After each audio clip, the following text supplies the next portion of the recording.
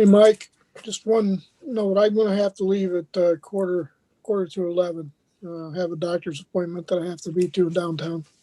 Well, Dan just told me he's got to leave by 10:30 for a dentist appointment. So I hope that Ann and Glenn can hang in there. Thanks for letting us know, Dave. Yep. Brittany, do we have any public comment this morning? We do not. All right.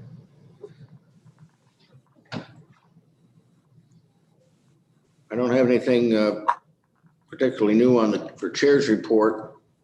I sent out a interesting article on the Route 13 study to everybody. I had Katrina send it out, so hopefully you had a chance to look at that so you can see what's happening at the other end of Route 13. Let's go to the county administrator's report. Jason? Morning, everyone.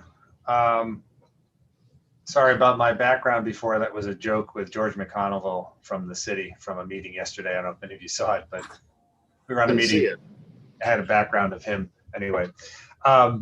We have Arel with us today to give kind of an update on the Green Facilities Energy Update study. Green Facilities was, the Green Facility Program was identified in the capital program for this year. We have had a series of meetings throughout the year. Some of it got pushed back and delayed a little bit due to COVID. But Arel, myself, Katie Bergella, Megan McDonald, Scott Doyle has been part of the conversation. And Andrea has been part of the conversation. So we've had a group of folks meeting regularly talking about both the electrifying the fleet, but also the Green Facilities Initiative. And I asked Arel to put together a presentation on kind of where we are in the process of the preliminary planning phases, where we want to go with it in terms of applying for some grant funding to assist in the planning. And really next year's capital plan outlines kind of the beginning, real analysis of individual facilities and what types of improvements can be considered and analyzed for consideration for investment in future years. So if it's all right, I'd like to turn over to Arel, kind of give a brief overview of where we are in the process, where we'd like to go, and maybe a little bit of a timeline of what we see, how we see things going forward over the next 6 to 8 months. We're always happy to have Arel with us. Yes, I wish I were there with you. Yes, good morning. So I've got a PowerPoint that I'll share my screen with now to bring that up.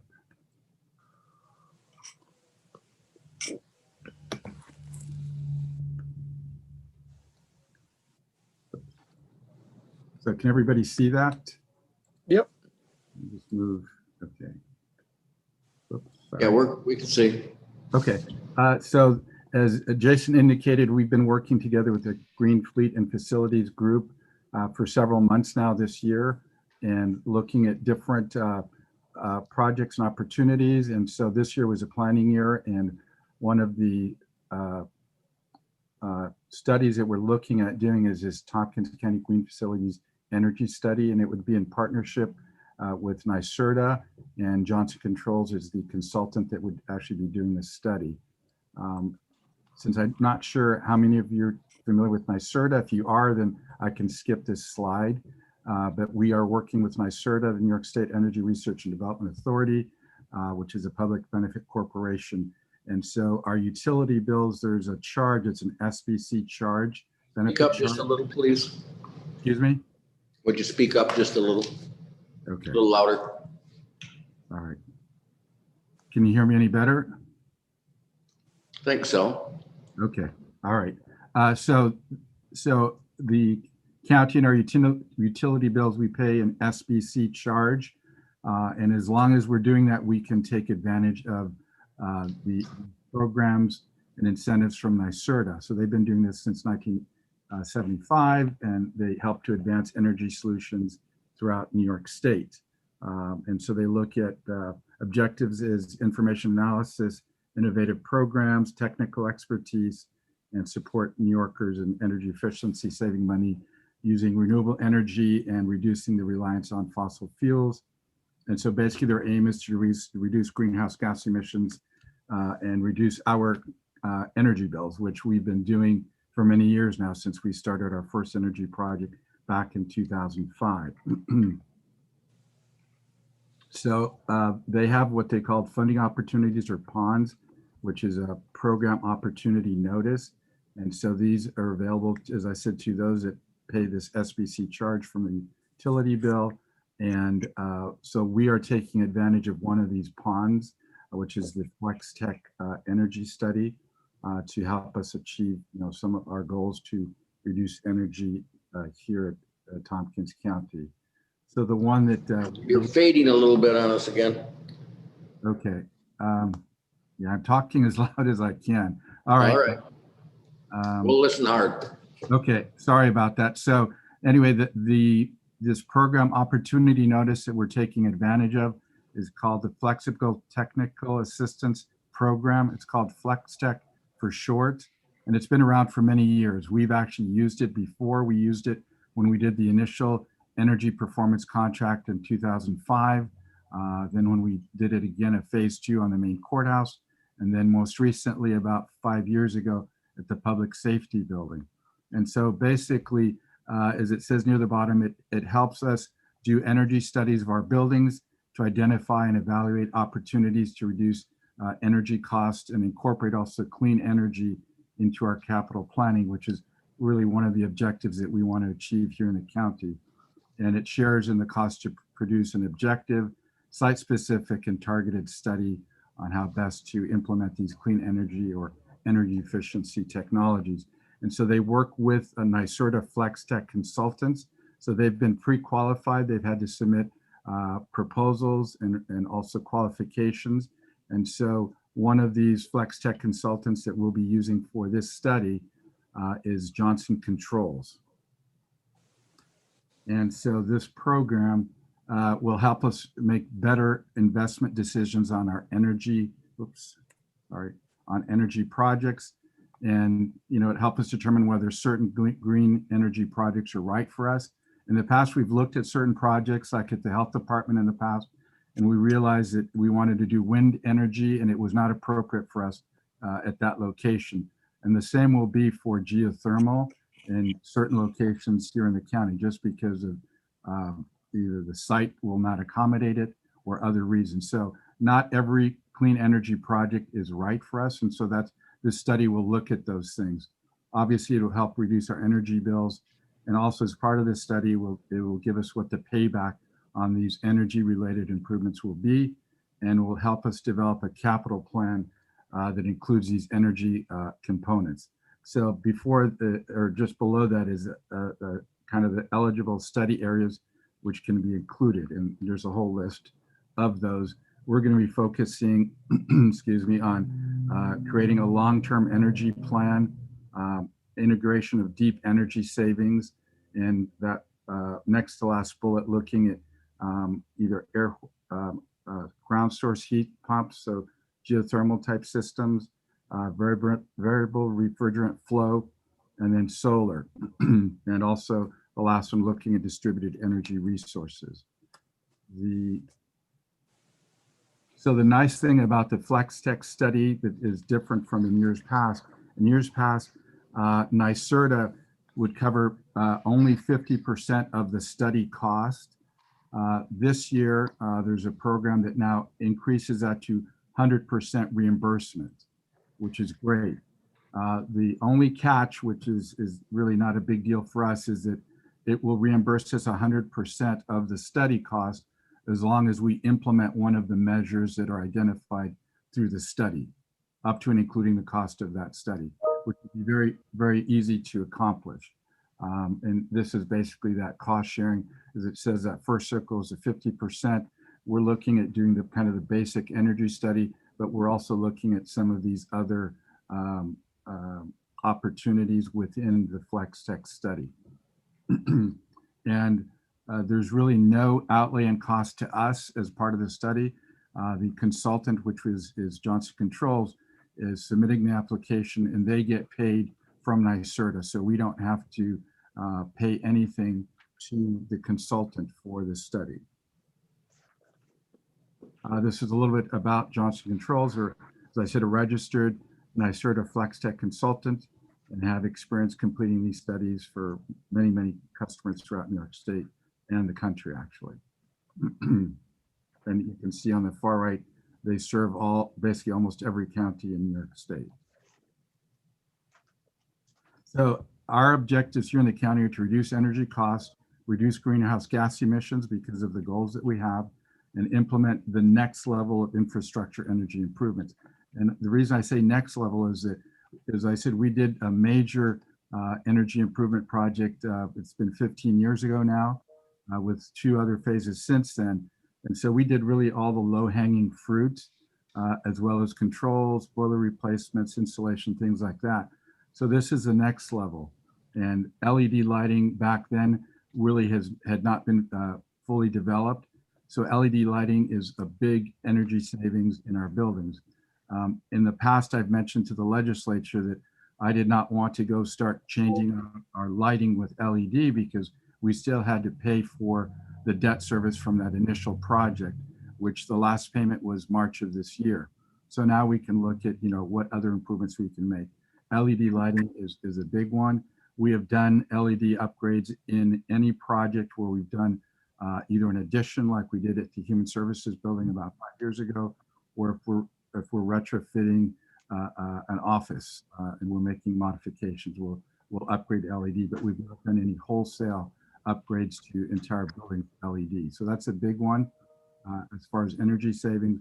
Then we'll also be looking at mechanical equipment upgrades, building controls improvements. We have building controls throughout all our county buildings, but there are additional technologies that we want to add to the controls that we currently have. Water conservation measure opportunities, and also building envelope improvements.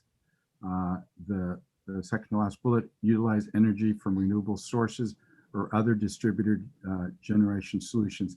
So cost-wise, this will be the big one.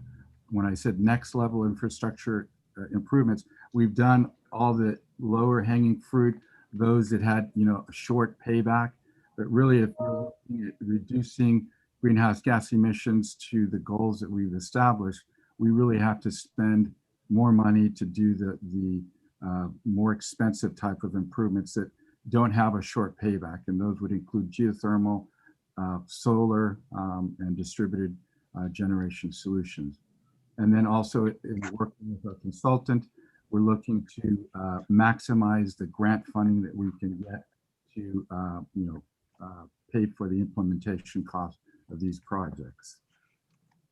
Now the deliverables, what we'll get as a result of the study with our consultant will be a list of potential infrastructure improvement measures, estimated energy and operational savings separated by building. So we'll build it by building, as well as the payback for each measure, and then a financial cash flow analysis, and then what the recommended next steps would be. This is a sample of what was done when we did the public safety building condition assessment, in which we also wanted a flex tech study done on that one. It was a large report, but this is basically the most important part of it, where it showed the types of improvements where you see on the very top left, those are basically all renewable energy type improvements. And then you look at different scenarios and with the cost savings. And then at the bottom, you see what the net cost savings per year. And is at the very last line there, you see payback period. As you can see, the period usually like options 3, really all of the options 3, it's a large payback. I mean, 16 to 48 years. When we did the initial energy performance contract that I mentioned 15 years ago, the payback was 13 years. So this is much higher payback because of these renewable energy solutions that we're considering. Without that, we really wouldn't be able to make a significant impact in reducing greenhouse gas emissions. Excuse me, Arel. Yeah. Can you go back to that last slide? What are we looking at? What are those options? What is this chart of? Well, this is a sample. Sample. Jason and I spoke. We wanted to give you a sample of what this flex tech study would produce, and this is part of an excerpt of the study that we did at the Public Safety Building. If you recall, the legislature wanted us to do a building condition assessment of the Public Safety Building before decisions were made about the future of that building. And so we asked the consultant at the time was Labella to do a flex tech study to look at renewable energy options for that building. And so this is some of that. So this is just a sample of one of the things you might expect as a deliverable from the current study that we're proposing. If I could just add a little context here, Darrell. Dan, if you go back to that last slide, Darrell. Yeah.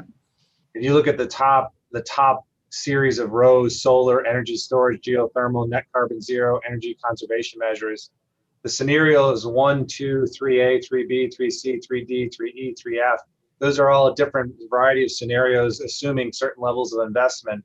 And then the remaining rows talk about costs, baseline costs, proposed costs, any incentives that may be available if you were to implement them based on those types of options. And then at the end, it talks about payback period. So this is the kind of analysis that would be done per building to understand what type of investments might be available to us, and then also what that payback might be. Thank you.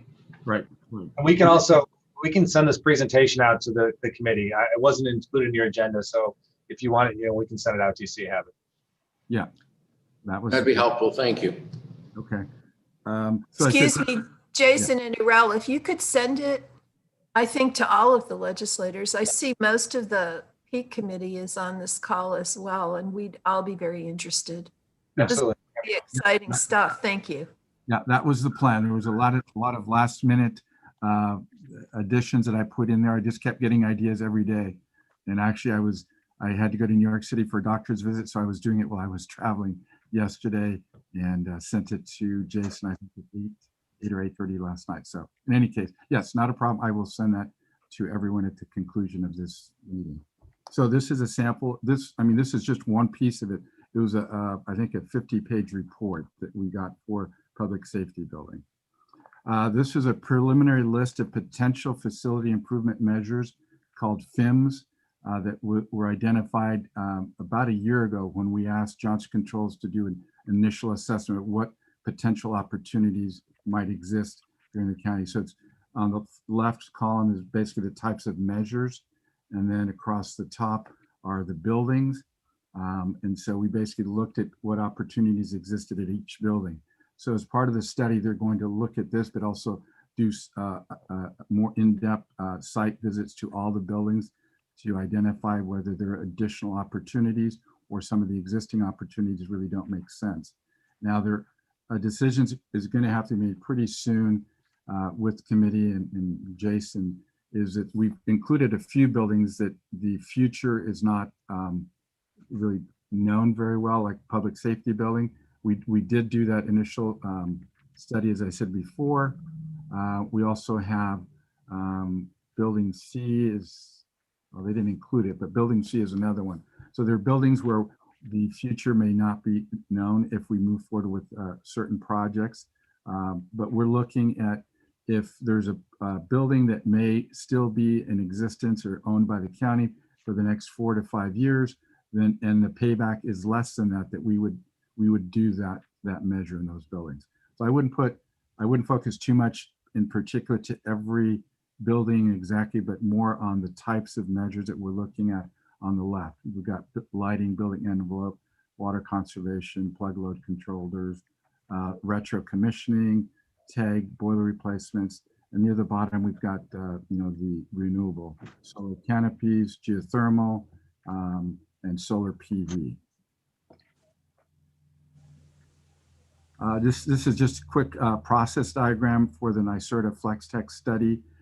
We are basically at the very beginning where our consultant is compiling utility data, and then they will submit an application to NYSERDA.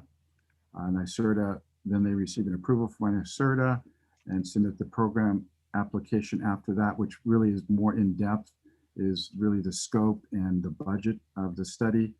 NYSERDA will come back with some questions, and then they will respond to those questions. And then there will be a NYSERDA scoping call to really go over the entire scope, pin that down before NYSERDA will give the notice to proceed on the far right. This is just a schedule of that process. That first step is completing the CFA application, which will either happen tomorrow or Monday, which is just the initial submission to NYSERDA that we are intending to do a flex tech study. It's not a lot of detail. It just shows that we do pay this SBC charge, which buildings would be involved, and the consultant and information of that nature. Then they receive then we would receive NYSERDA approval, which means that they are willing to fund the project. And then after that, Johnson Controls would submit the program application, which is much more detailed, and which would include the budget and the scope of work, and that would be the end of this month. And then sometime mid-December, we would receive either questions from NYSERDA, and we would respond back to NYSERDA. And then that scoping call would be, near the latter part of December. And then the notice to proceed, our hope is we would get that by January 2nd. Then once they get the notice to proceed, then we would follow with really the auditing and report process, which is really the bulk of the study, the much more time-consuming part of it. And so we're basically at that initial phase where they're compiling the utility data. They will then conduct site walkthroughs. Then they will prepare a savings and costing analysis. They will complete an audit they complete the audit and submit it to NYSERDA, and then on to NYSERDA or to any questions they may have. And then they would then submit a revised report to NYSERDA based on whatever comments NYSERDA provides them. And then we would receive final approval from NYSERDA, and then the consultant would submit the invoice for payment to NYSERDA, not to us. And this is basically the timeline. They're right now compiling that utility data, but once they get the notice to proceed at the beginning of the year, they would do their site walkthroughs, which would be about a month. Not every day, but they would bring different groups down, electrical, mechanical, other types of engineers to look at the buildings. Then they would complete the savings and costing analysis by early March, complete the audit and submit it to NYSERDA by mid-March, and hopefully receive responses from NYSERDA or respond to NYSERDA questions by late March, and then submit a final report to NYSERDA early April with approval by April 9th or mid-April completion of the study. Before that, we would be receiving draft reports, and then my plan would be to bring it to our Green Facilities and Fleet Group for discussion, and then at some point to F&I before we make any decisions on what that final report should look like. As I said, there may be facility improvement measures that don't make sense. There may be others that we would want to invest in that have a higher payback. And that's it. If there are any questions. I see Deborah's hand up. I can't see Yeah. everybody. Can you stop sharing, Arel, for a little bit? Unless, Deborah, do you need to see one of the slides? No, thanks, Mike. This is very exciting, and I'm happy to see that we're moving forward with this kind of study and improvement. I am wondering, you mentioned that we would get reimbursed, or that NYSERDA would pay at some point 50% and then 100%, depending on whether or not we implement some of the study recommendations. Is there a time limit? And does the 100% reimbursement cover both the study and any of the improvements that we implement? Yeah, the 100% is reimbursement for the study, the cost of the study. So we will get, or I will get an idea of what the cost of the study will be very soon, probably hopefully within the next week or two from Johnson Controls. So to get the 100%, we would have to implement or for Johnson Controls to get 100% reimbursement, we would have to implement a measure within 2 years of the time that we receive the report, the final report. So they don't get paid and they don't get paid 100% for that 2-year period? Yeah. Well, yeah, I mean, our plan is that we want to implement a measure fairly soon.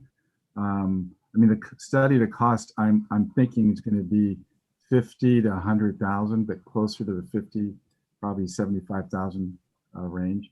So looking at the measures that we have, that'll be very achievable to do. I mean, the lighting alone will exceed that. So I have no concerns that we will be able to meet the requirement to implement a measure. Thank you. Well, I Oh, sorry. think Deborah was also asking if any of this money goes toward the actual implementation of, say, the lighting improvement, or is that a different? Doesn't sound like it. No. Is there? Do you think there are other grant opportunities? Well, yeah, that's what one of the bullets points that I said is that the one of the deliverables that will be that the consultant will be exploring what grant opportunities exist through NYSERDA and others opportunities out there to reduce our share of those improvements. Okay. Anything else, Deborah? Martha? Hi, thanks for having this open session. Great report, Aurel.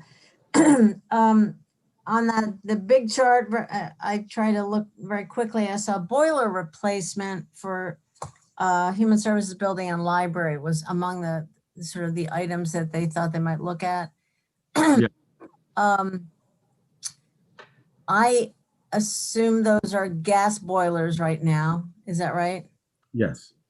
So I hope they would be giving us estimates for, I suppose you probably would want to be asking them, what's the newest, higher efficiency gas boilers. Right. I would also be interested in knowing what the cost would be to convert to geothermal or heat pumps. And I understand those are, that's a bigger bullet to bite, but I would like us to push that and get those numbers and not just replace gas with more efficient gas. Yes. And anywhere else that would be an issue. I'd like to see what that looks like. Yeah, and that's part of what we'll be doing, as I indicated before. We're looking at renewables, which would include geothermal, where practical and possible, as well as PV. We're also looking at variable refrigerant flow. So yes, we did that at the public safety building as well. We're looking at the boilers to an upgrade. We can look at, one option is more high efficient boilers, but also can we do geothermal and heat or air source? Yeah. Or air source. Yes. I mean, and is Andrea Aguirre part of the team? Oh yes. Okay. Yes. She's been very involved with me on this. Okay, that sounds great. And on solar PV, we have solar on like 7 of our buildings, and we use, but I know that's a contract with, I think, Liberty Resources, where they take the renewable energy credits. So we don't, okay, so I understand that. We also have the Waterloo power plant, hydro plant, that is, in the neighborhood. Last we heard, 70% of our solar, 70% of our electricity. So solar, are you looking then to fill the gap, or what would that mean? I think there's several things to look at with solar, and keep in mind, if we're looking at a net zero approach, power generation is part of that. So, and space is a requirement of that. So there's more conversation to be had about other locations that may be applicable for solar. And it may not be necessarily associated with an immediate property, immediate building. I mean, obviously, some of your buildings downtown don't have space to do that. So, we're having conversation now as to other solar options that may contribute to that power generation component. So, in other words, sort of be investments that would provide more electricity than we actually use? Could, I mean, you know, yes, could be. Okay, great. Thanks so much. And Koreman? Thank you, Mike, and thanks, Harel, for the presentation. I have worked before with Johnson Controls with an environmental group before up at Ithaca College. So I'm very familiar with them and I have a lot of confidence in them. So I just have a couple of questions. So when you, it's mentioned in there that reduce our greenhouse gas emissions. I was just surprised not to see in there, but like that our goal is to get, you know, fossil fuel free, net zero. I mean, I hear Jason mention that, so and maybe it's not a big deal because maybe it's in more detail somewhere else. So I just was wondering about that. Sure. Net zero is the ultimate objective, I think, of the energy strategy. You know, fossil fuel free may not be 100% attainable just based on the circumstances of the building. So I think part of the thing that, and we didn't really talk about it in this presentation, but at the public safety building, if you go back to that slide when we send it to you, you can see, I mean, there's a balanced discussion, not only cost and return on investment, but it's also reduction in greenhouse gas emission and that approach from a net zero perspective. So there's a balance in that discussion about what investments to make and what you're going to achieve. So, you know, I think our approach has been based on the energy strategy, which was an attainment of a net zero operational approach. And I think these studies will give us the beginning and the basis of what those investments can practically be. You know, Martha's point of looking at different options for each building, I would expect that each building will have probably a series of different scenarios ranging from minimal to extreme, you know, where you might have a 3-year payoff to a 48-year payoff, and then finding the balance in between there. So it's a starting point, I think, of a discussion. And one thing Harel didn't talk about, which will come at some point probably next year and more so afterwards, is how do you then finance them and what stages do you do them? And some of them will be energy performance contracts, and some of them may be, you know, design bid build options, depending. And we don't know what type of financing mechanisms may be in place in future years as well to do this type of improvement. So there's the first step is kind of understanding the whole gamut of facilities options available, and then I think the next stage of that discussion is how do we make the investments? What opportunities do we have to make those investments, and in which ways do we make them that make sense? And that's, you know, that's kind of that's a whole, I think, a very important piece of that conversation. But once we get through this point, we'll be able to have more in-depth understanding of how we do it. Okay, and then when it's mentioned in there, distributed energy solutions, can you explain what that means? Like storage battery type systems, generation, power generation. So we've looked at that for public safety. We've been talking that with our group, and Andrea also is very knowledgeable on that. So yeah, we're looking at, as I said, many renewable opportunities, and that's one, distributed. Okay.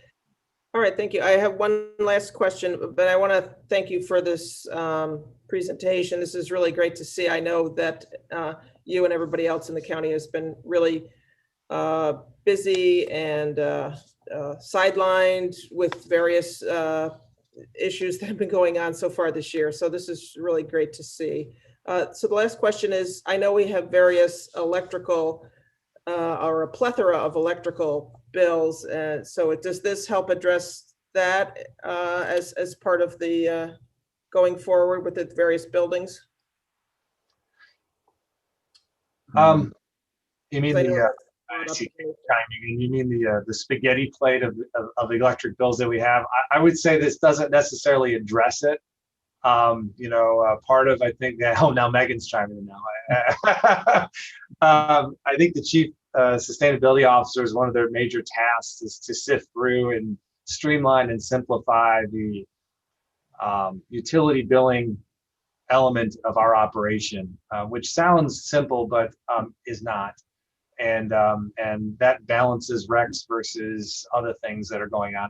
This will ultimately feed into the monitoring of it. So this itself isn't addressing that, Ann, but is definitely part of the process, I would say.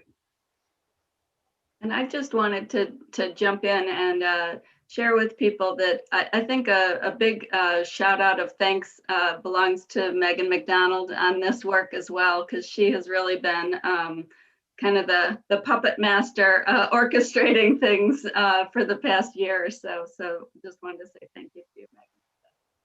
Thank you to you guys also. And I'm sure Jason meant no admonishment against spaghetti, which is one of my favorite foods. I love spaghetti. Why I don't earn a white, that's why I don't own a white shirt. So yeah. Megan, thank you very much. Thank you all. Yeah, I'll say that before I started dealing with energy records, I had straight hair. So no. Arel, I had one small question, and that is when you're looking at LED lighting replacement, are we talking exterior as well as interior lights? We've actually done most of the exterior LEDs already. Have we?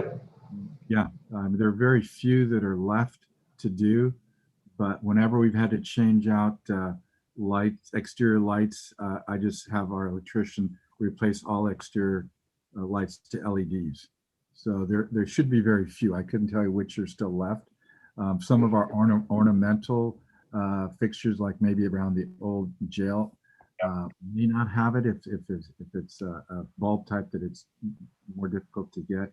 But we've switched over to LEDs for almost all our like health department parking, exterior parking lot, public safety building, our large lots. We've gone to LED lighting because in the past, basically, we'd get a lot of burned out bulbs and we'd have to rent a lift and then 2 months later rent a lift again. So it just made sense in labor savings to go to LEDs to reduce the maintenance costs. Do we have any street lights that we maintain that we should change out? Okay, I know TCOG's been working on municipalities changing their street lights. Yeah, okay, anyone else? Arel, thank you for that very thorough presentation. Mike, yes. Yeah. Martha, okay. Yeah, too quick. Arel, do you think, or Jason or Katie, do you think the chief sustainability officer would be part of this team as this rolls out? Yes. That's where Megan's hair goes back to being straight, right? Okay. We'd have to get her a straightening iron next year, I think. I love the curls. And the other is, what about storage? Is storage any feature that would be useful in any way? Yes. Yeah. Electric storage or generation storage, electric generators are part of the conversation as well. Okay, thank you. Okay, anything else on your report, Jason? No, I want to thank Arel, thank Megan. Megan actually was tasked with kind of, as Katie said, the puppet master is kind of herding all of us cats on the EV, on the electric car, and the Green Facilities Initiative. So I want to appreciate and thank her for her efforts with that, and Arel for putting this together. And we're slowly. This is a thorough process, and we're slowly starting to make some progress towards it. I think it'll be exciting once we get some acknowledgement from NYSERDA to move forward and actually start doing some building tours and start seeing some pen to paper. I know the report that we got, and we can send it again if you want to see what it looks like. The report we did with the public safety building was pretty thorough and really looked at a gamut of options. So, I mean, if you wanted something to reference back to what you're seeing, in layman's terms, you'll see something like that for every facility that we look at, which is exciting because then it gives you a real starting point to understand levels of investment, how we're going to structure it, how we're going to pay for it, when it can happen. So I think we'll start to see some excitement moving into next year. Timeline was tight, so we'll see if we can stick with it. But either way, I think we'll have something by next year to start to talk about for future capital planning. So it's exciting. Thank you. Okay, let's move from that important report to another important department and reporting, Recycling and Materials Management, Barbara Ekstrom.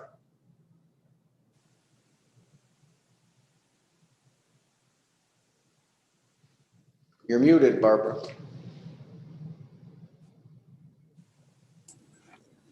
Hi, everybody. Morning. This is our fourth round of procurements over the course of this recycling center, and our toughest one. First off, I just wanted to make sure you understood this is about a 1.5-year procurement process that Jonathan has been guiding us with. We've had a county team working on this procurement. Jonathan, Jason's been helping us. Leo, who was actually out on disability, his hip replacement surgery went well. Nate Bates, who's here today, and Barton and LaJudas. I've been overseeing and working on making sure we're on a timeline. Just to remind you, we've been working under a 10-year contract. We received a few bids, and Casella Recycling is our contractor. That ends at the end of February. We followed the procurement schedule, and I'm referring now to the summary sheet that I had originally prepared. That basically led to only one proposal, Casella. Waste Management this time wasn't interested because of the terrible recycling markets. But in any event, we did expect increased prices. The main reasons are many. We received an amazing proposal last time with lots of competition. The industry has changed quite a bit since we last procured, and we know that we have much stricter contamination guidelines, which cost money. Very poor markets over the last few years, a 70% reduction. So contractors can no longer expect their revenues to offset any expenses. And COVID has increased risks, costs, and and I mentioned again that we received only one proposal. I'm going to just summarize what this proposal includes. I'm going to talk about the construction piece. I'm going to also make mention of the financial situation we're dealing with. Jason and I have been working together on financial options that I think he will be discussing with you. And as far as the timeline's concerned, just to make sure we're all on the same page, what my plan is going to be is we have another resolution here, which is the annual fee that we normally set right after the budget's approved. That's subject to conversation and decision making. We will need to have a vote on that at the legislative meeting on December 1st, okay? Which means we will, I think we'll need a committee meeting before that. And then I'm going to bring you a resolution to consider for an award of contract the middle of December. So the main pieces of information here, some of you were newer at this than others. This is a 5-year agreement. We didn't want to go with 10 because there were too many risks involved. The company's going to pay a living wage, which is really the first time that we're not making up for that. We're accepting garbage and loading it to trailers to go to a landfill under a different contract, Ontario County. We're accepting single stream recycling.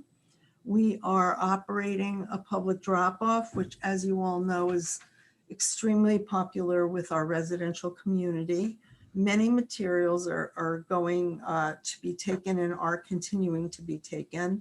We're operating now our food scrap transfer station for commercial and residential food scraps. That program has grown in leaps and bounds and is probably one of the things that residents enjoy the most besides curbside collection.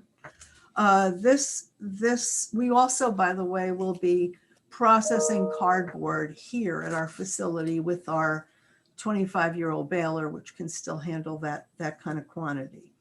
And we'll go over some of the construction costs. Does anybody have any questions about that so far? Okay.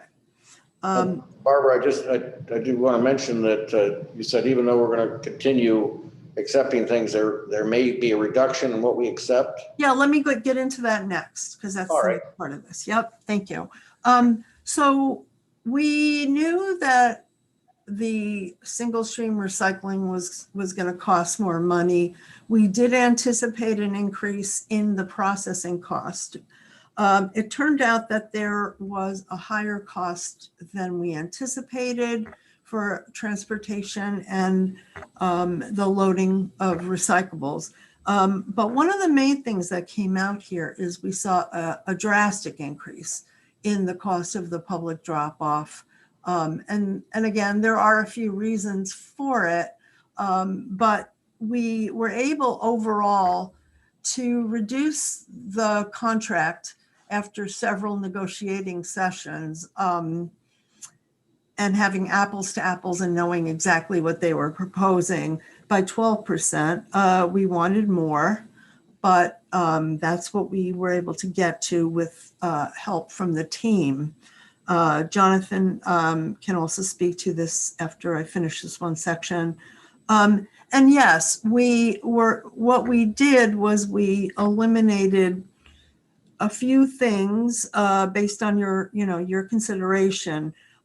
Plastic bags, we haven't marketed them in 2 years, and we're getting an awful lot of contamination from non-grocery store kind of bags that probably would not wind up being recyclable. And there's also a ban on plastic bags. So we are going to eliminate that. It's a big headache, and it's a cost savings. Fluorescent tubes, also very, very expensive, few $1,000s a ton. That's under consideration for reduction.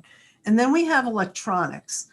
The ones that are covered by state mandate that are banned from landfills, computers and all the paraphernalia and televisions, et cetera, will continue to be recycled. But we're taking many items that blow dryers and vacuum cleaners that are also costing us over $2,000 a ton. And we don't get very many of those. But again, between those two items, that's about a $25,000 to $40,000 cost decrease. We are going to do a little to change hours in the winter based on the history. We're going to be, instead of opening at 7 o'clock, we're going to be opening at 8. That will not, for January, February, March, that should have no impact on commercial haulers and virtually no impact on residential, residential either. And of course, we'll have to make sure people know that. That's another $25,000 in savings. And we are in the middle of negotiating some greater share of revenues, which is a separate item. But the bottom line here is something I've been living with for a few months with much remorse, and that is that this is going to increase our annual operating costs by an additional $612,000 above and beyond what we had as an increase of $400,000 that led to the $65 rise. Just one important thing for you to know as we move forward with our discussion. Barbara, let's make sure everybody understands that. We were thinking of raising $5. Right. And on the, when we talk in budget, but now you've got an additional 600,000 that we've got to think about. Is that right? That's right. And a majority of that is the public drop-off area, and a little bit of that is the single stream transportation. Now, let me take this really nice and slowly here, because what I think is important for you to understand, and I know there's a variety of knowledge here. Mike's been with me the longest, but what you need to understand is that for every dollar on the annual fee, call it about 50,000 in expenses. So 65 is $5 more, which represents 250,000 in expenses. The rest of it were budget reductions in my budget. that allowed us to not go up any higher than 65, okay? Any questions on that? That's an important fact that we're going to be dealing with as we move forward. All right, so keep that in mind. Jonathan, is there anything else you want to talk about before I mention a few things on capital improvement? No, I think you've covered it pretty well. I mean, obviously, we knew the costs would go up significantly, and they went up more significantly than we budgeted for. And it's pretty much that simple. We made the best deal we can. We cut back a few things, but the basic cost is just higher. One quick question for you, Jonathan. How do you feel things went with the negotiations, because you were very involved in all of that? I mean, I think we did the best we can do. Yeah. The costs, I mean, spent a lot of time with them justifying, explaining their costs and why they were as high as they were. And, you know, the costs for them have really gone up very significantly. We knew that, but when we get into the dollars and cents, exactly what everything cost them, et cetera, and, you know, we realize that it's going to be more than we originally anticipated. Jason, do you have anything to add to that? I wasn't part of that part of the process, so no, I don't. I'm not. Okay. As far as the deliberations, what I will say is that we thought for sure Waste Management was going to also submit a proposal. And after dealing directly with them, they came to the site. They can't afford to do this because they are trying to keep themselves afloat because of the losses in recycling, and felt that they were not interested in it at this time.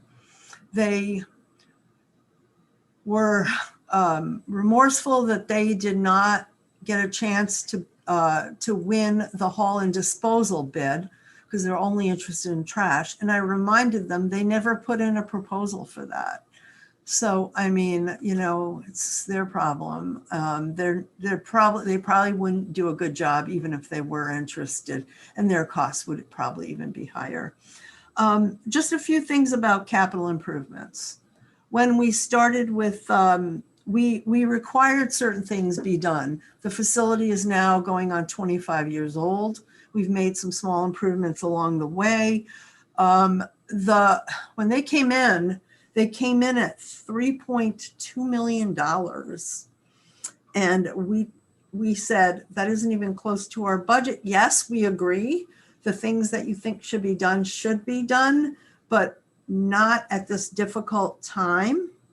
And, you know, again, there's things that can be replaced, but there's also things that can be repaired. So after a lot of work by our engineer with theirs, we have met the budget. And we are at a point where we're doing repairs to drainage, facility doors, loading bays, replacement of roof ventilators, improvements to the sprinkler system, which, by the way, really needs to be replaced. But we do not have the money to do that. So we're making some small fixes to that. That's going to be $500,000 that I'm anticipating that we're going to have to find in the next 5 years. Concrete floors are going to be updated, fire alarm, exhaust fans, public drop off, there's paving, there's more. But we've gone through everything. We've completed the schedule of values. And to make a long story short, we are within the budget, and we're satisfied with that as well. We will apply for a grant with the DEC. There's a capital construction grant that's 50% of the total cost of what they approve. So we're anticipating that will come in. It's going about 3 or 4 years out now. So we've taken that into consideration in our financial options, but we're not going to get there until a few years from now. And that will help looking at future years. Barbara, I've got a couple of hands. Can I see? Are they about the capital? Yeah, I'm all set with what I was going to say about construction. Okay. Ann, then Deborah. Thank you. Regarding reductions, Barb, you said you've made some reductions in your department. Can you talk about that to? Gosh, oh boy. Yeah, we reduced our staff count by, we've reduced about half a position. We've also combined, I mean, there's a few little things here and there, and to be honest with you, there's nothing earth shattering in that. There's no program eliminations, but I've tweaked it. I would be glad, I have a list, but it doesn't come to the surface because I've mostly been focusing on this stuff. But it isn't anything that's going to decrease services to the public. The food scrap drop-off stay the same. The curbside recycling stays the same. We are getting, we have a grant that's coming in for food waste prevention at low-income apartments that we're anticipating to come in this year. So it's a combination of expenses and a little bit of reduction in revenues. But, you know, on a $7 million budget, you know, there's small little things that we're dealing with. Well, I want to thank you for doing that. And I'm sorry that, you know, you've had to do that. I know you. Well, it could be worse. I mean, we might be dealing with something more significant in terms of program changes, depending on where things go and in two future years. Quick questions, or I think they're quick for me to ask at least. So I'll say them both at once. So the first one is, and maybe you don't want to address this at this point, but what are people to do with fluorescent tubes if we don't accept them? And the second one just is, do you feel that our system is safe at this point? Okay, Nate, do you want to speak to fluorescent tubes if you know the answer to that at this time? Sure. So we're currently looking at a couple different options for residents, whether it's take back to retail locations, or I'm currently speaking with our household hazardous waste contractor, where they do eventually go to in our current program, to see if we would be able to accept those through our 6th annual household hazardous waste events at the same time as the paints, pesticides, and that kind of thing. Okay, great. Thank you. Ann, you done? Well, the last question was about the sprinkler. I just really want to make sure hear that. Go ahead. It's safe. It's safe. It's safe, but what's going to happen here is that we're going to be replacing pipes due to corrosion. This year we spent, and it's their responsibility, which they don't like. If we had a strong fund balance and we weren't going to use it to balance our budget, I would be recommending that in 2 years, we replace that sprinkler system. But that has to do with a lot of decision-making you have about financing. We are, one of the things we're going to be doing is we are going to be putting in what's called a nitrous oxide system that will probably prevent the corrosion. So I think that what you just have to understand is I'm going to be building a capital fund balance starting in 2022, which we have now actually for certain things.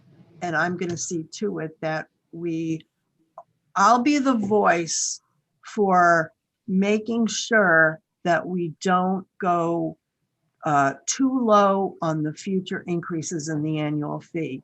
My voice is to keep the fund balance and to have protection in the future. That's pretty much what I'd like to say. Jonathan, what do you want to say? Yeah, you should know that our engineer did hire an independent fire expert to evaluate the system. And we're acting consistent. Both companies did, but I think we'll leave it at that right now. Thank you very much. Thank you. Yeah, we want to make sure Barbara can get through her presentation, but let's go to Deborah, then Martha. Yeah, thanks, Mike. Barbara, I know that you are very much plugged in to the wider recycling community. It must be extremely difficult to make any kind of capital plan, given that we don't know where the entire industry is going. I've read various articles about how we're trying to develop recycling capacity here in the United States. Yep. Do you have a feel for how that's going to play out? I do. I have a very good feel because I read all that stuff and I talk to my counterparts in the National Recycling Council. First of all, there are 11 mills coming into being in the United States in the next probably 2.5 to 3 years. There's actually one that just opened. And that one, some of them are from our Chinese mills that are operating in the United States instead of material going to China. Some of them are domestic. And there's no question that that is happening, and slowly. I will say that since we started the process 1.5 years ago, which, we've had terrible markets, but I'm seeing that mixed paper isn't costing money anymore. We actually got $1 a ton on it this past in October, which is huge considering where we've been. And I have a feeling that, I have more than a feeling, I believe that recycling markets will slowly creep up over the next 2 to 3 years. One of the things that I'm working on that I have not yet reviewed with Jason and Jonathan, and I only got it from the company yesterday, is the share is 70-30 to the county in terms of the revenue split. One of the things that came out of a conversation with Mike and Leslyn and Martha and Jason and I was how else can we tweak this process? And there were a few suggestions. One of the things that I'm doing right now is I'm getting a proposal, which I just got late yesterday that I've got to share, that allows us to get more share. So in other words, 75-25, 80-20, as we move from tier to tier in terms of increases in the market condition. Initially, I have a couple questions on what we got, but we'll be sharing that with you with the final summary and decisions. And I think that will be of help. But I don't feel optimistic, but I don't feel pessimistic anymore. Well, that's and recycling is here to stay. And we are so fortunate because we have that curbside collection that we do. And it's not as if the community is paying, the $200+ a year for that. They're paying about $35 in their annual fee. Jason, was there something that you were thinking about? I could see that you were. No, other than, traditional refuse and recycling collection, from a private hauler can be anywhere between $20 to $30 a month. That's right. If you're looking at it, and this is $65 a year for recycling, which I think is significantly cheaper. As far as the recycling market, it's an unknown. It sounds like Casella is willing to give us more share of the recycling. I don't want you to be fooled that all of a sudden will change drastically the budget, the financial position of this contract. It's great to have a greater market share of recycling revenue, but I don't know that that's not going to swing things for us significantly unless there's significant change in the recycling market. But it is a greater share that they're willing to share with us, which is good. So you're going to have to go up more than $5 given the $600,000. Yeah, we're gonna talk about that next. So Mike, I've completed the conversation about what the proposal is all about, the construction costs. And I guess if there aren't any more questions. Martha's got her hand up. Thanks very much, Mike. Yeah, Barb, you mentioned that the contract includes paying a living wage. That was something the last time we didn't initially include, and that was a very big public outcry. So, and we made that change that we added on. In kind of selling this to the community, or let's say explaining this to the community, do you have any sense of how much of an increment that is? I do. It's about 175,000 Annually. annually. Okay, so that translates to how much on the $3 on the annual, $3 to $4 on the annual fee. I think that's worth including I think you're right. when we talk about this. 3 to 4 a year on the annual fee. Okay, thanks very much. Yeah, thank you. All right, Barbara, proceed if you would, please. Okay, Jason, how do you want to go forward with the options for financing? Do you want me to bring them up or do you want to take over? Let's bring them up and we'll go through them, Barb. Okay, so the goal here, based on, you know, knowing what we're dealing with and the extra $612,000 and looking at it year over year. And as you know, I'm one of the departments that does do 3 and 5 year budget planning.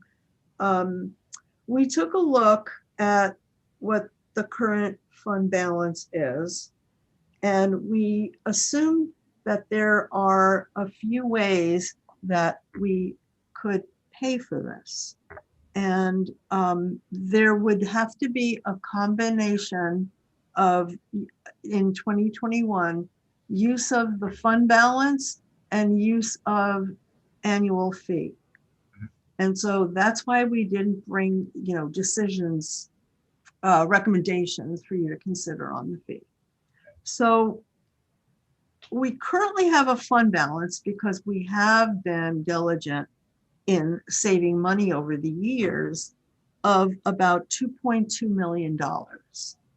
And our budget is about 7 million with, you know, the add-on.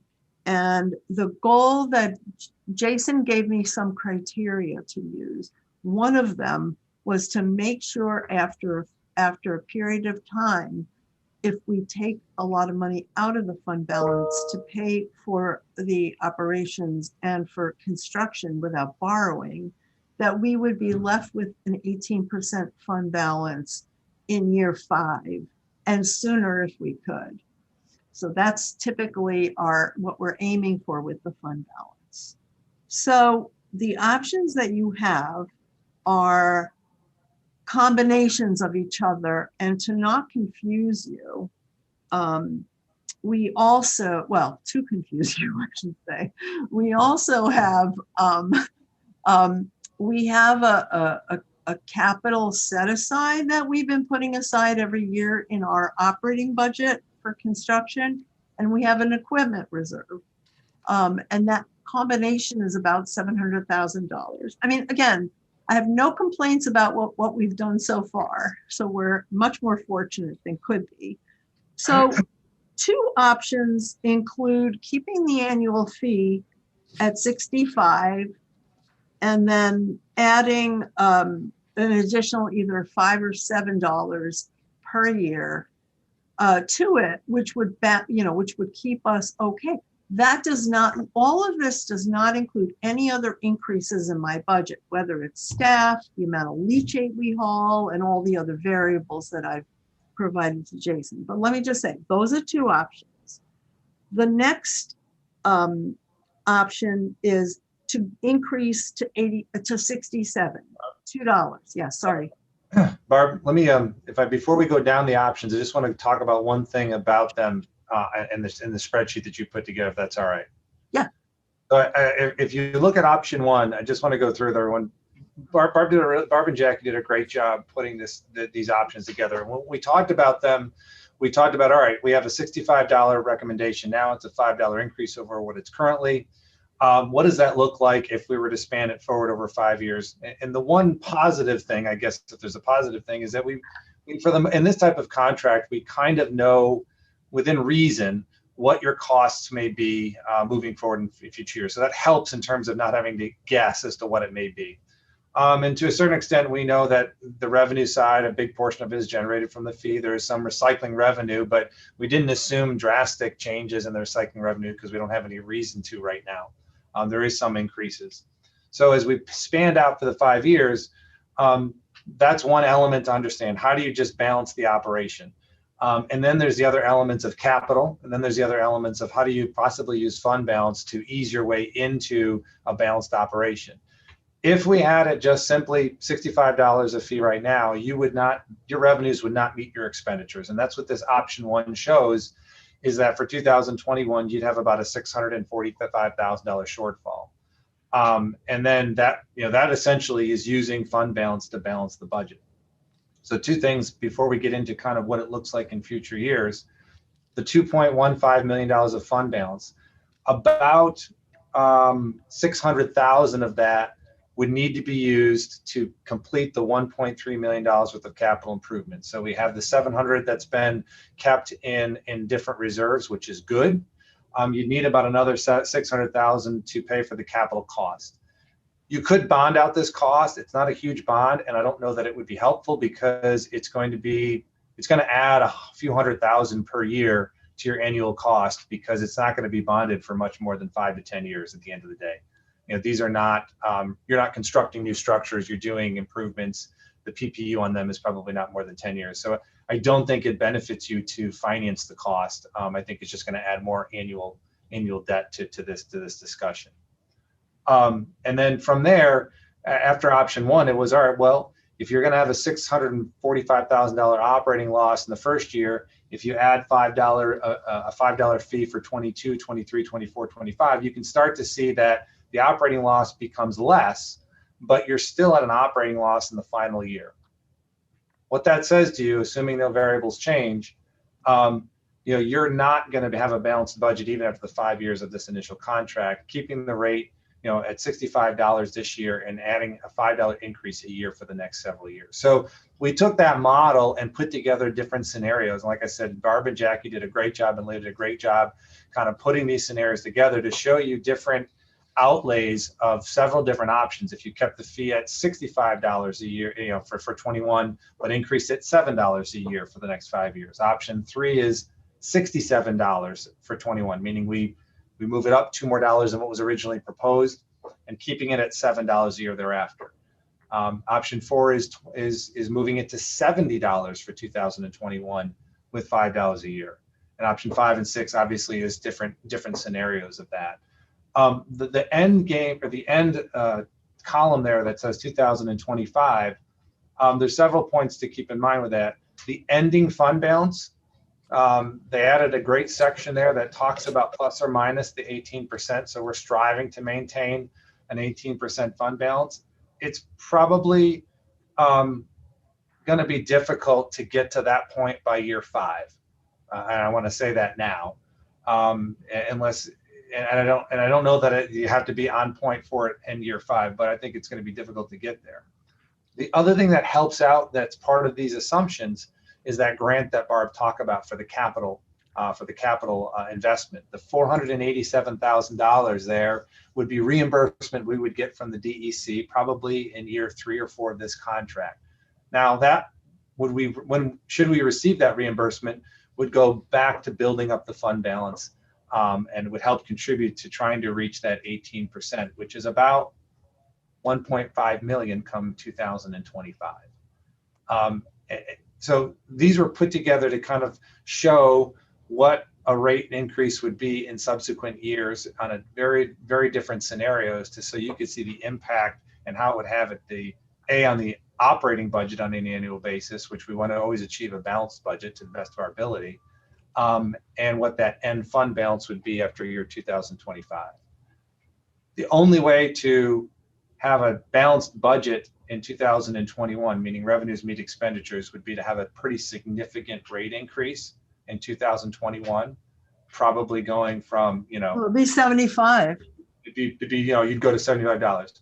I don't know that Barb and I are necessarily recommending that, but we wanted to show you what it would look like. Can we Yeah, get I Dan's? think options. Dan's got a question. Let me grab him. Thank you.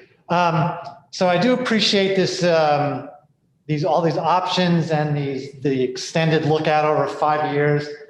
And it's definitely worth considering, but isn't it true that the decision we have to make by December 1st is what to set the annual fee for this year.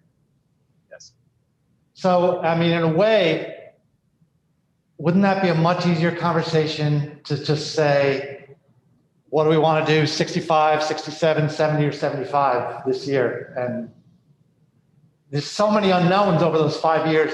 I just feel like we could have a discussion where we all do all these different projections, but really we just have to decide on, between those numbers. So that would be how I would prefer to proceed.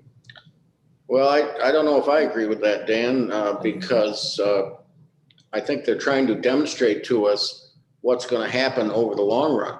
I think if I might just take a second here and say, we're really making a decision here whether to do this contract, and that is whether to continue our recycling program pretty much as we have. We can look around at surrounding counties where they're discontinuing recycling. They're just going to send it to the landfills again, back where we were 20 years ago, more than 20 years ago. I don't know how everyone feels, but that is something we could do. We could pretty much close down our recycling operation. I personally would think that would be awful, but that's a possibility here. On the other hand, the annual fee, you think about it, don't think about it only as an annual fee of one annual fee for each single family house. Think about it also, if you have a 3-unit apartment house, let's say, you pay 3 times that figure. So it would be, if it's $65, it'll be 3 times $65 every year. And if we get up over 5 years to $100 or whatever we're going to, it's going to be 3 times that. And same for larger commercial outfits. So it's an important decision we're making today, and that's why we wanted everybody in here to listen to this. But I do think it's important that we see how it's probably going to play out over the next few years. Yeah, I think it's wise. Yeah, I'll let Dan finish. I kind of interrupted him. Thanks. I mean, of course, I understand what you're saying, and I know that that's what we do. But I can almost guarantee that next year at this time, we're going to say, you know what? Something changed in the revenues, something changed in the cost, this came up, and we're going to say, well, that plan we made last year, we have to modify. And I guarantee that in 2 years, the same thing's going to happen. So we can right now pretend that we know what's going to happen next year, the year after, but we don't. And so all we have to do is make a decision for this year. We're going to make another decision next year. And I don't know, that's how I feel. I think we should just pick a number and go. Okay.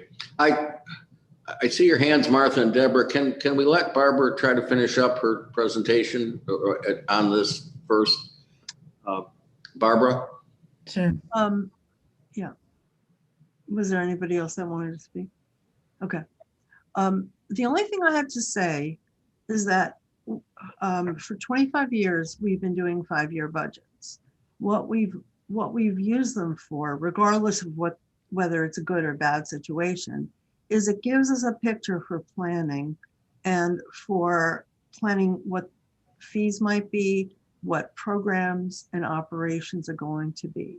At this point, we've got a 5-year contract and we're trying to do a 5-year budget so that the public knows with some level of understanding that we're not going to destroy programs, that we're going to continue to function to divert material to the best of our ability.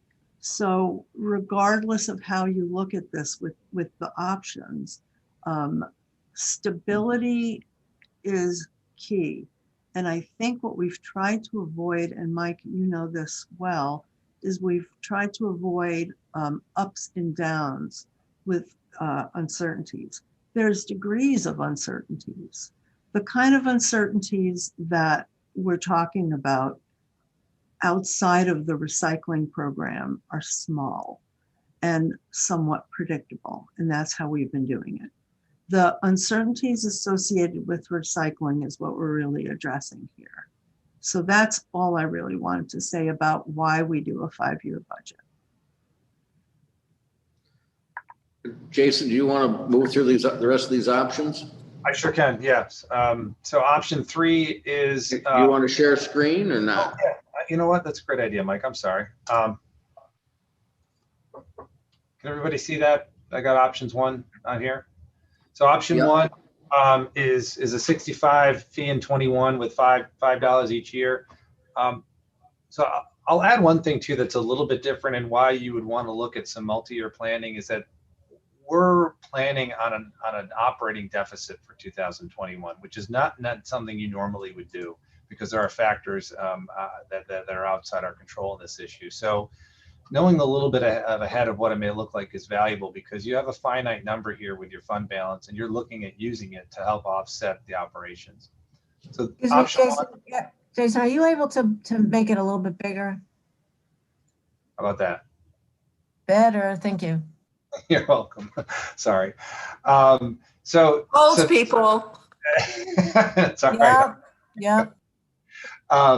So, this first option is $65 for 21, which would stay consistent with what we originally proposed in the budget, and $5 a year thereafter. And again, here you're continuing to run an operating deficit for the 5 years with a very marginal fund balance at year 2, 2025.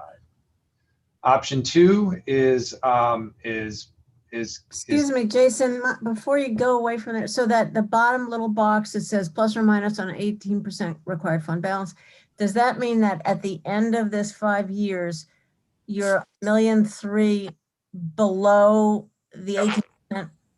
Yep. Here is the estimated 18% based on what the estimated budget would have been in 2025. So 18% of the budget would have been 1.5 million. So this is 1.3 short of that goal. Again, okay. I agree with Dan in that context that looking that far out is difficult to predict, but I think it's understanding to have some bit of a ballpark. Option 2 is, let me get it here. Option 2 is again keeping the $65 annual fee for 21 with $7 a year. So it's a heavier lift on a future basis. And again, here you're getting a little bit better. You're still a little short of your fund balance goal, but it provides a little, it's putting more weight on future year increases. Option 3, let me get there, is starting at a 67 for 21 and 7 years out. Again, it's putting more security and stability. Here you're running, you're not running in an operating deficit after year 2023, and your fund balance exceeds a little bit what the goal would be. Jason, we've included the capital grant reimbursement in 2024 there.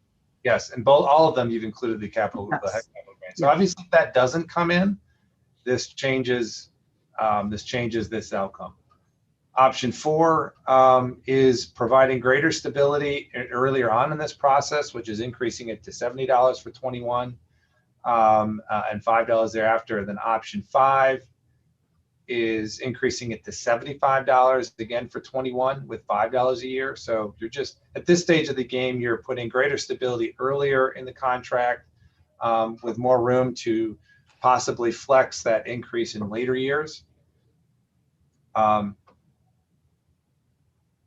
And one thing to note on this example is that in option 6, you would go to $75 in 21, $80 in 22, $85 in 23, and then from that point stay flat for the remainder of 3 years of the contract. Or it gives you the ability to be flat or possibly decrease depending on what happens in the first 2 years of the contract. And that's option 6, the last option. So this kind of gives you, I think to summarize it, the more you increase the fee earlier on in this contract, the more stability you have up front, the less reliance you'd be using longer term on fund balance, and it gives you more flexibility to have less of an increase in future years or possible decrease. Keeping the rate at 65 as it was proposed puts a lot more strain and stress on future years where you might have to increase the fee $7 or greater depending on the circumstances that comes about. When Barb and I came across this, I think we both agreed that option 1 was not an option to consider. It really puts a lot of risk out there and does not replenish your financial health that I think you want to. We thought options 2, 3, and 4 were better options to consider. Option 5 obviously provides greater stability again. And option 6 puts greater stability, but we thought jumping to a $70 fee, $10 might be a heavy lift for this first year. So I think our perspective is option 3 is the best option with respect to having a $67 increase in 2021 and giving you the flexibility of, ranging what years could be. It could be as maybe more severe as $5 to $7 a year. It could be less, but it gives you a good start of the contract. It gives you a good baseline to start from. Doesn't have as much reliance on fund balance, and then gives you the flexibility of not increasing it as much in future years if you have the opportunity to do so. Okay, is that it for this? Should we start taking questions? Mhm. All right, if you could unshare, please. Yep. Okay, I think Martha was next, then Deborah, then Shauna. Yeah, thanks very much. These options are really helpful. And I really agree with the idea of looking at it 5 years, although I know we're making a 1-year budget decision, right, for just the fee for 2021. I gotta say, I'm looking at them myself on the other screen. The ending fee of $90 or $94 or $93 kind of takes my breath away a little bit. So I kind of like the options that end you up at 85. Now, I don't know how people are going to, and I think this is the sort of thing we just have to sit on. You're not wanting a decision from the committee today, right? No, that would be December 1st. And we would need the legislature to approve it on December 1st. That was Jim Franklin's end date. Right. But yes, you're looking, the committee needs to act today Right. on a recommendation. The legislature can always change it, of course. I But thought yes, you we were talking are. I thought you were talking about having another special meeting to actually pass a resolution before, like on December 1st for the December 1st ledge now. Well, I was hoping we were going to be able to do it today. That's why it's on the agenda. Okay. So I guess my gut feeling is, and by the way, we're not like, let's say we go to 2021, $75, or we're already increasing at $5. So to get the $65 for next year is already a $5 increase, right? You're at $60 right now in the Right. current year, 2020. So, right, we proposed a $5 increase, not having this information when we put the budget together, but knowing there would be an increase. Right. I think Barb and I are comfortable with a 67 for 21 or more. I think it's really a comfort level with the legislature. The point you brought up, Martha, is a very good point. What could be the ending rate at the end of the day? And it really talks about how much burden we want to take on early in the process. The more you take on early in the process, the more revenues generated in the earlier years of this that will help balance this budget quicker and get you to a safer financial position quicker. Yeah, so that's kind of where I'm going. So it's front loading it, pull off the Band-Aid all at once kind of thing. Yep. I wouldn't think that ending up with $500,000 extra in the fund balance would be a goal. So I'm looking at, well, there seems to be some sort of mix where you do front load it a bit, but not so much that you end up with extra in the fund balance. So I guess I'm just musing here. I'm not on the committee, so I just get to opine. Yeah, because we got some other people with hands up, Martha. Thank you. Ann's on the committee, so I should go to her next. Thank you, Mike. I also had picked out option 3. So I'm assuming we'll have a vote later, but if not, if we're doing a straw poll, I would pick option 3 also. So I'll just leave it at that. Let other people have time to talk. Deborah? Yeah, thank you, Mike. Thank you, Jason and Barbara. Recycling is an incredibly valuable program for our county. And as Mike says, you're really making a decision here about whether you're going to keep recycling going. And the choices you make about how you assess the cost of that are choices you're making about making the program stable so that we can keep it for the next 5 years. I personally would be in favor of raising the fee to $70 or $75 this year. A $70 fee would be a $10 increase, which is less than $1 a month. A $15 increase is $1.25 a month. I mean, that's not going to break anybody, but we really need to protect this program. And I think Dan is right to a certain extent. Don't look at these options in terms of, oh my God, at the end of it, we're going to be charging $95. So many things can change between now and 2025, but we really need to front load the pain so that we are sure that we can keep our program running for the foreseeable future. So that would be my preference. Donna? Thank you, Mike, and thank you, Barb, as well, for doing the presentation. I agree with Deborah, but I also, I was wondering, is there any way that the recycling fee could correlate to the amount of a home assessment, so that people that have, or that, you know, have bigger homes, or that have more resources might be paying more, and the people that don't are paying less? I would take I think I would take a wholesale change of the law. Well, I think, Jason, what we talked about doing, and it wasn't possible with COVID this year, is that there be a committee formed to look at the future of how the annual fee is based, because it's been over 20 years. And I think that is apart from, I mean, we couldn't do it now, but I think it is something that I've been hearing about from legislators for a long time. I should say, you know, the answer is almost certainly no, because as a matter of law, fees need to be based on the value of the service. And you can't, you know, if the person in a $100,000 home is receiving the exact same service as a person in a $200,000 home, you'd be hard pressed to justify, because the fee has to be related to the service and not to the value of the home, as opposed to a tax. And there's a distinction between taxes and fees in the law. So as a practical matter, the answer is no, not really. Okay. It might also exacerbate the affordability of buying a house for people who are trying to get into that market. You know, we don't have a lot of low-priced entry-level starter homes. And if you start adding a fee that's targeted to the value of the home, you're just making that situation worse, I think. Well, they would be paying less if it's a starter home.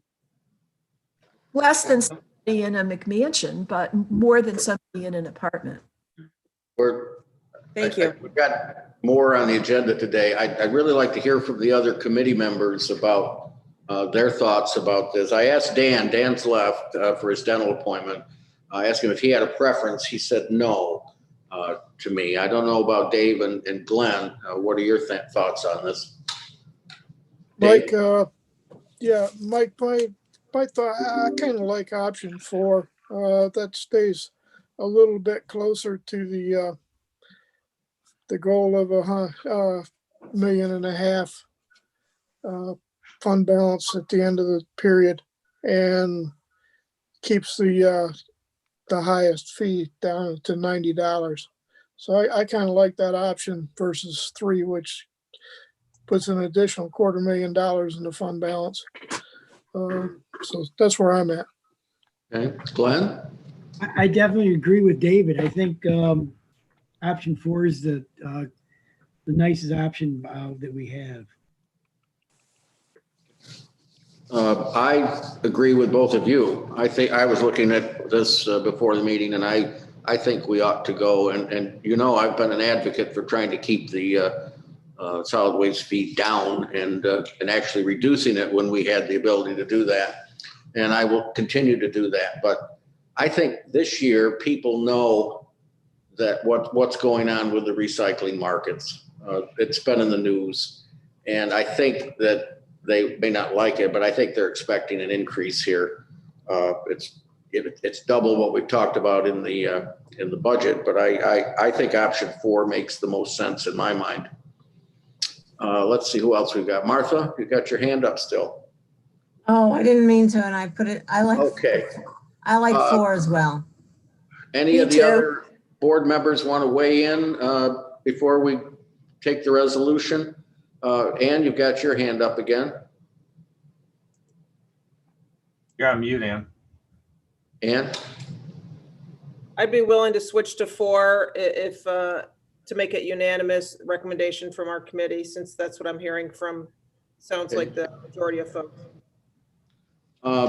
Amanda's with us. Amanda, did you have any thoughts or you'd like us to know about? Or No, thanks. Just listening. thank you for being here.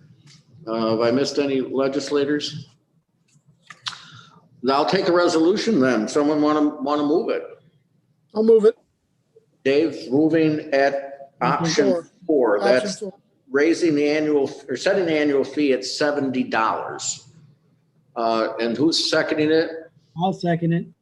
Glenn has seconded it. Further discussion? Roll call, please.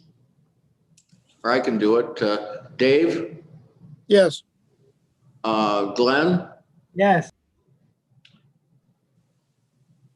Who am I missing here? Oh, Ann, sorry. Yes.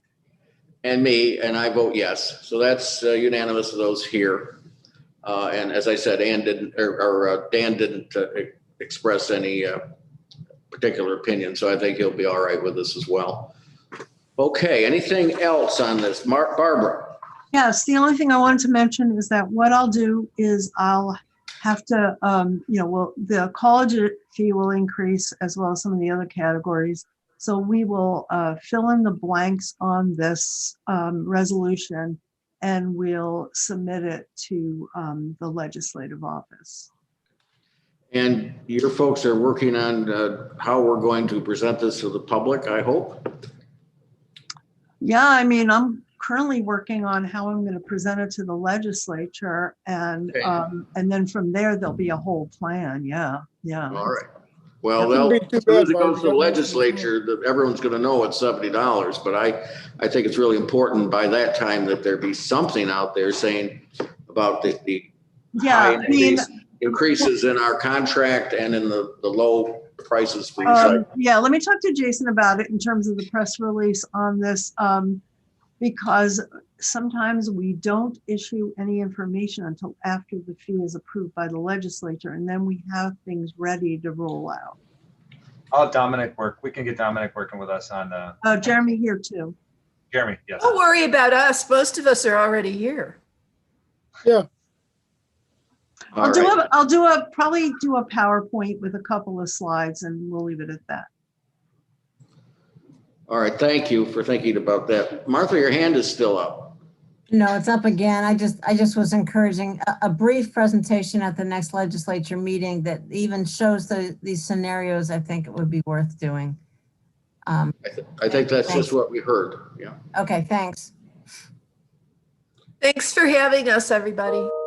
Bye. This has been well, I'm glad you could all come. This has been a real tough process for our department here. And Barbara, we recognize all the work that you and all of the staff people are here. Nate, we're glad you came today and helped out. And Jason, of course, putting together these various options for us. Part of our job. I will say that Jackie Maloney, who's done a lot of work on this, would be here today, but she's been hospitalized. She has an infection. We'll express our thanks to Jackie, will you please? I hope she can come back soon. Thank you very much. All right. Yep. Thank you very much. Barbara, before you leave, there's a capital payment summary information item. Does anyone have any questions on that? Not seeing any. Thank you. Okay. Thank you very much. Let's see. I guess we're at the highway department then. Jeff Smith. You've got a capital payment summary, I see, and anything else you'd like us to know about? Yeah, hang on, I'll just flip my camera on here. Yeah. No, nothing pressing along that's on the agenda other than the payment summary. If you have any questions, if you want to look at that.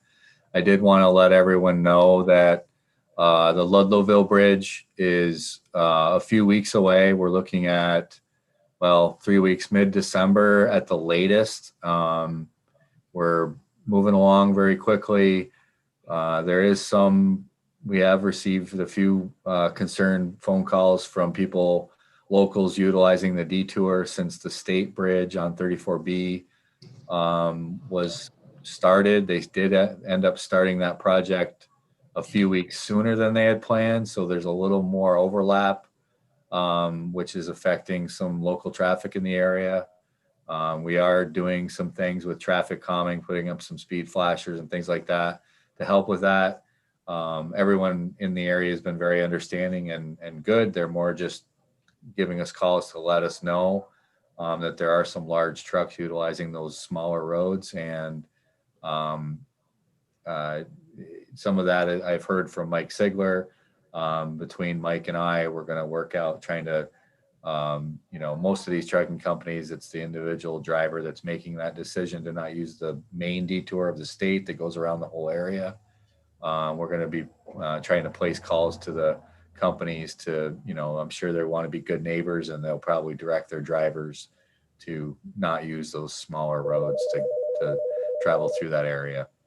But overall, it's an issue we're dealing with. I just wanted to let the committee know that our bridge is really, progressing well. It's on schedule. I'm getting a phone call, so you're probably hearing the ringing in the background. But that's all I had to say. And, if there's any other questions on the payment summary, I'm here to answer them. Thank you. Ann Koreman. Thanks, Mike. Jeff, I just wanted to thank you for giving me a tour of a couple of projects here in Ulysses. That was really helpful to come out and do that, especially before the snow came down. And thanks for letting me know that Halseyville Road has been being worked on, and it looks like it's just about done now. So thanks again. It's a lot better than the lots of potholes that were on there. Thank you. Thank you. Other questions? Jonathan? Yeah, hey, Jeff, I was going to call you. I live on Myers. And as long as you're here, I wanted to ask a question, which I was going to ask you offline, but we're here. So as you probably know, there are two sides of Myers. One side is 25 miles an hour, and the other side that I live on is 35 miles an hour. 35 miles an hour is pretty fast for all that traffic coming. Is it possible to change that to 25 for this period of time? Because they come down on one side, it's slow, and then they go fast the other side or the other way. Yeah. The short answer is no, it's not an easy thing to do. A couple of things the reasons for that is that it's not an actual state detour. If it was a state detour, then they do have provisions where they can do temporary lowering of speed zones. We can put up like yellow and black advisory signs. We can add some signage. We can, do things to ask people to slow down. But from a legal ticket writing aspect, it would not be able to be done in the time of frame where it's going to be necessary. Our bridge is going to be open soon, and to go through the process would take too long.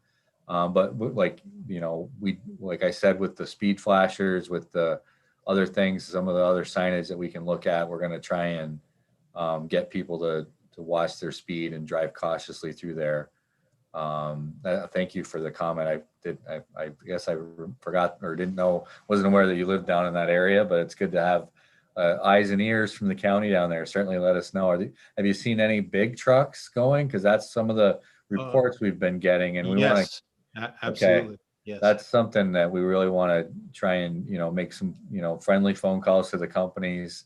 Like I said, I think it's the individual drivers that are choosing because they know the way around. That as time goes on, relatively quickly should be greatly reduced. Hopefully, that's what we're working on. Yeah, and I didn't mean to trap you. I just figured I was going to call you and ask you. And then as I was coming off to get off from the fasting, there you were. No talking problem. about it. No problem. Not at all. Okay, appreciate it, Jeff. Yeah. I see Brittany nodding her head too. She lives out that way. I do, yes. I live I'm in North Lansing, but I take the Myers Road around the bridge. And yeah, either people go super slow or very fast. So I understand your concern, Jonathan. Thanks, Brittany. Okay. All right. We are going to help and work. We do have an interest in that, but Myers Road is a town road and it's a state project that's causing the problem. But we are partners, and we're, just want to make that clear to everybody. We are going to help out. I need to touch base with the town of Lansing and make sure we're not doing the same work at the same time and ultimately doubling our efforts. But in coordination with them and actually talking to the state, we'll be doing something out there and hoping to relieve that. Okay, so we had your capital payment summary report. And also we have an information item, a budget adjustment for your pothole patcher rental. Yeah. And any questions on those folks? Hope we patched a lot of potholes for $28,000. Oh, that's a rental of a whole truck that, yeah, we've patched a lot of potholes with that. That's good. Yeah. Anything else you'd like us to know, Jeff? I think everything's going good at this time. Our projects are wrapping up.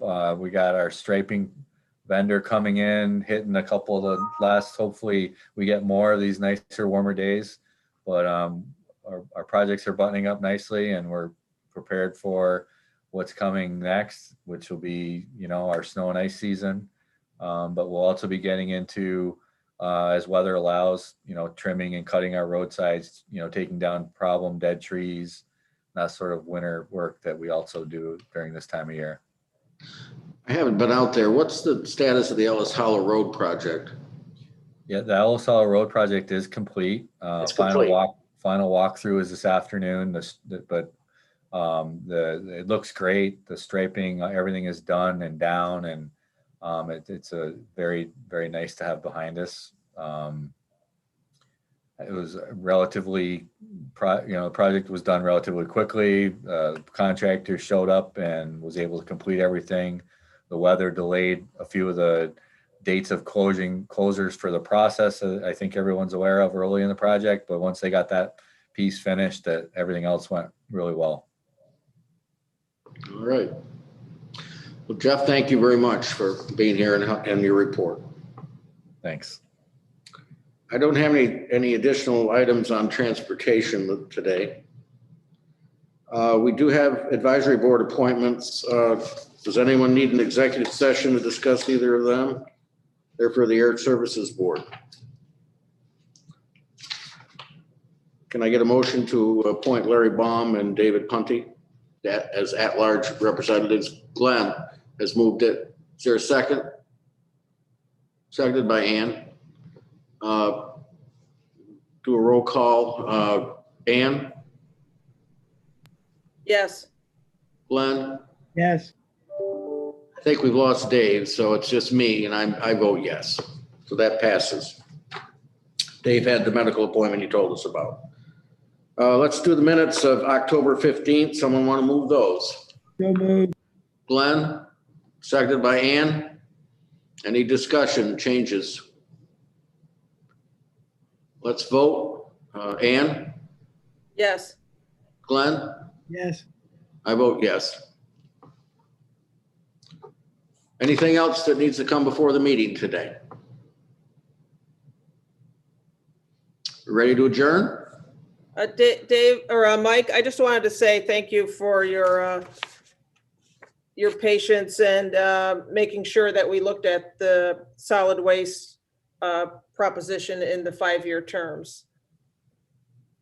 Oh, well, you really got to thank Jason for being an advocate for having the options. And I think that was great. It helps whenever we have options like this, it makes our job easier and makes us better educated for whatever choice we pick.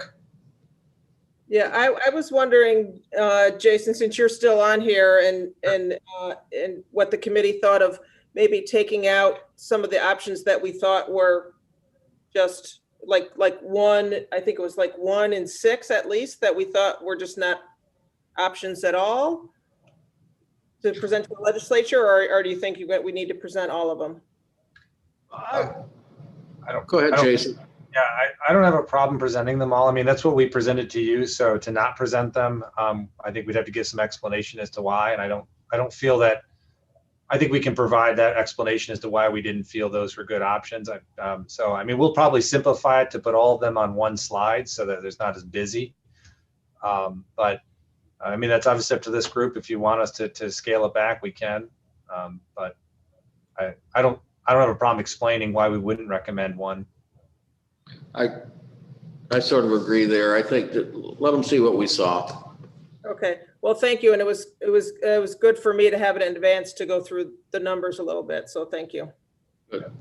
I will say this. I mean, I know I talked to Barb before. I think the recommendation and the $70 is a good decision to make from a financial perspective and keeping the program running safely. So I commend you on that decision. Not an easy one to raise the fee at any point in time, but we think it was a good one. Okay. Then I guess we'll stand adjourned. Thank you.